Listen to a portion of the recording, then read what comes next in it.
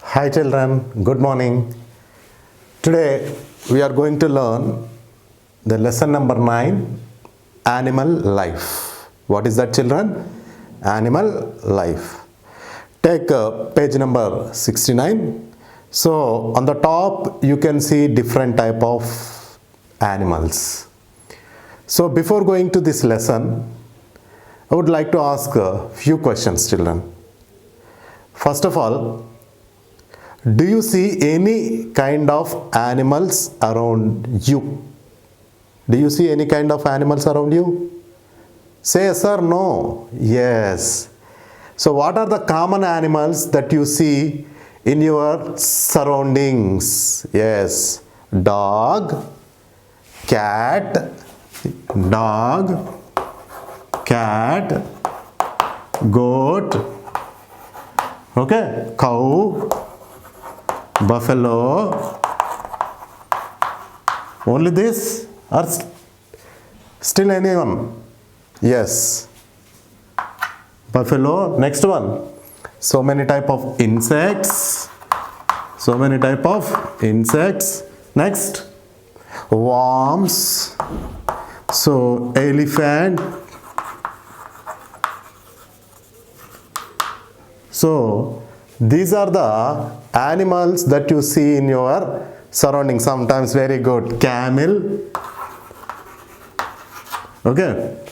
But these are only few animals that are present surrounding us. But there are so many animals which are there around the world.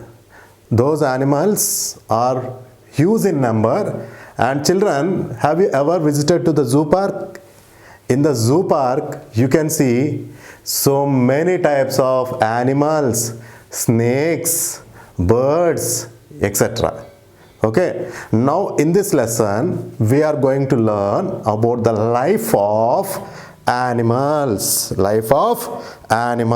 Okay. So let's see the time to know. So before going to start this lesson, children, you have time to warm up. What is that? Time to warm up.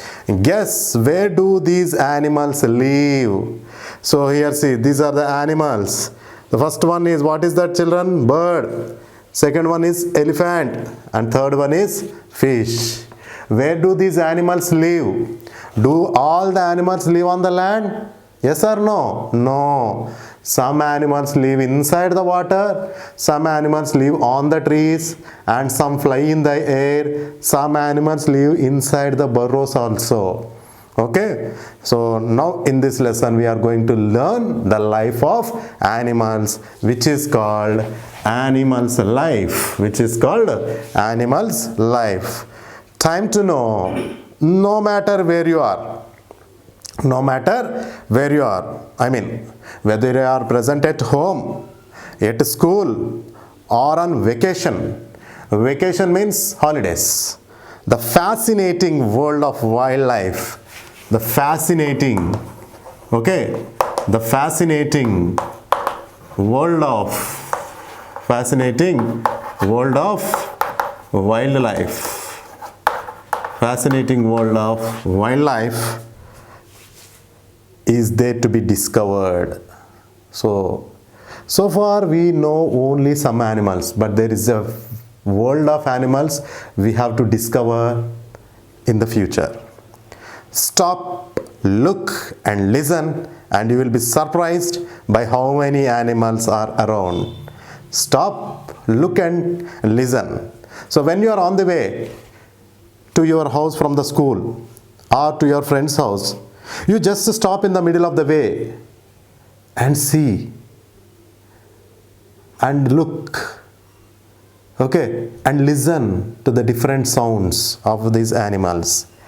At first, you may recognize only the familiar sights and sounds of robins or crickets.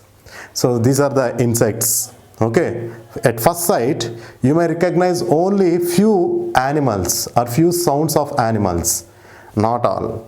But the more you learn about animals, the more animals you will see. Here see, when you are on the way to your house from the school, when you are just stop in the middle of the way and look and listen to different type of animal sounds, at first you will listen to only few of the sounds, but you will discover, if you have interest in finding the animal world, you will discover so many animals. Okay, a big part of discovering wildlife around you knows where to look. So if you have interest to discover the wildlife, see children, before going to this word, I would like to tell one thing. There are two types of animals. Some animals are called as domesticated animals. Some animals are called as wild animals. Domesticated animals are those animals which are domesticated, which are tamed and trained by man. Whereas wild animals are not like that. Children, you have seen so many dogs and cats as a pets in so many of your houses and your friends' houses or in your relatives' houses, but you can't see the tiger and lion. Why don't we domesticate the tiger or lion in your houses? What is the reason? Why we are not taming the tigers or lions? Why? Because they are wild animals and they are ferocious animals. They may cause harm to us. Okay, and not only these dogs or cats, some people will go for the taming of or domestication of some animals like cow, buffalo, for the food products, okay, and for agriculture. And not only these, some people go for the rabbits also. Rabbits are the pet animals of some people. Birds are also pets for some people. Okay, so you will see all these animals in your friends' houses and your relatives' houses, but you can't see the animals like hippo, rhino, tiger, lion, okay, giraffe or zebra. These animals are not domesticated. These animals are not as the pet animals of the human beings. Understand? So here, animals of all sizes, shapes and colors live in all kinds of places. Okay, animals of all shapes, sizes and colors. Animals of all shapes, sizes and colors live in all kinds of places. The place where the animal live is called habitat. The place where the animal live is called habitat. You can see different shapes of the animals, different sizes of the animals, different colors of the animals also. So see, some tigers are white in color, some are yellow in color. Like that, some you can go for the different types of animals. Some are black in color, some are orange in color, some are skin tone color or like human beings. Okay, like that you can see different. Some are blue in color, some are different colors are there. Even if you can go for shapes also, different shapes of animals. The shape of monkey is different from the shape of the dog. You can easily recognize. The shape of a bird is different from the shape of an elephant. Okay, like the different shapes, by seeing the shapes we can easily find. And sizes also. Some animals are very small in size, some animals are very big in size like elephant, blue whale. So the sizes are different, the shapes are different, the colors are different. So whatever the difference it might be, an animal lives in a place which is called as habitat. The place where the animal lives is called habitat. You probably know that squirrels and pigeons live in cities. So we know that squirrels. Children, do you know squirrels? Yes. Squirrels and pigeons live in cities. But did you know that some peregrine falcons, this is also a bird. Okay, what is that? Falcons. Falcons live there too. So we know that squirrels and pigeons lives in the cities. Not only this, even falcons also live in the same place.